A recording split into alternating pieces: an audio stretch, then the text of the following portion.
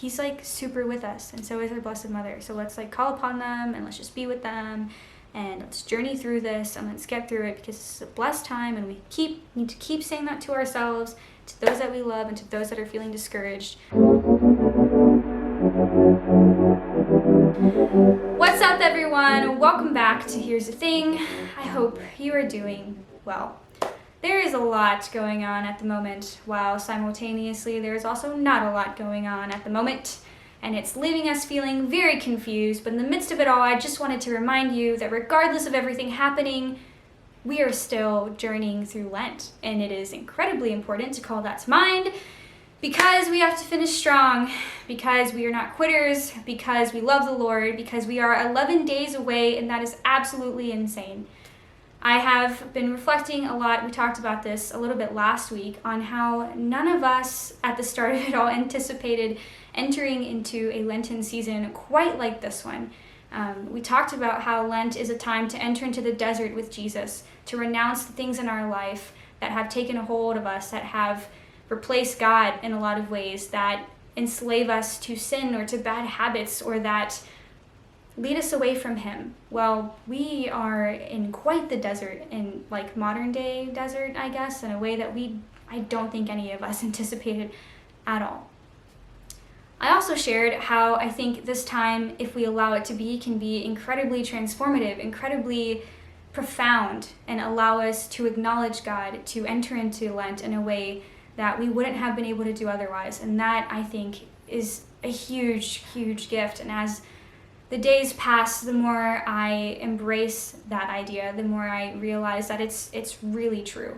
I know that the commitments that you might have made at the start of it all have probably shifted, but I just want you to remember that we are still journeying through it. In this time that we're not allowed to receive the sacraments, in this time where we're not allowed to receive the graces that point us and lead us back to Him, it's important to just keep daily prayer, to keep the commitments that we made to Him at the forefront of our mind, because they are, in a lot of ways, our only means of doing that, of being drawn closer to Him. I also wanted to say, I think it's just wild how all of this has really inspired everyone to start doing things together. Things like praying the rosary, or Liturgy of the Hours, or doing Zoom calls with people that they love, or attending Mass together, even if it's not necessarily in the same house.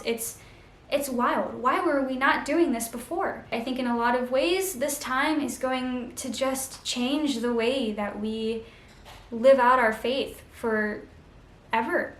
And it's beautiful, and it's hard, and it's difficult, and it's not what we were expecting. But I also think that this time is a great time to acknowledge how we need to break down the walls of expectations for what our life needs to look like, for what our sanctification process needs to look like, so that Jesus can build His own wall of expectations, so that He can put His own will in place for our lives. Because if there's anything that we can take from this time, is that nothing is in our control, that everything is a gift, and that He is with us always, regardless of what's happening in the world. As difficult as this time might be, I really hope that you lean into it, you allow it to be transformative, that you choose to see God in it. And don't forget to create a routine. Don't forget to stay true to your commitments. Don't forget to incorporate Him into your day, every day, as much as possible. If you're looking for ways to incorporate daily prayer into your life, check out the different opportunities we have on this channel. Check out the different things that are going on various platforms of social media, all of the things that are being streamed. And even though this thing might be prolonged, and we might be in this whole situation for longer than we think, there is hope. And this time, again, in or outside of our houses, we're preparing for something much greater than anything that this current life has to offer. And I think that is the thing that we need to be mindful of, especially during this time. Stay strong. We're all in it together. Praying for you. That's it. That's all I got. That's all for me. I don't have a watch on. It's weird. All right, we're gonna go now. Okay, great. Well, thanks, guys.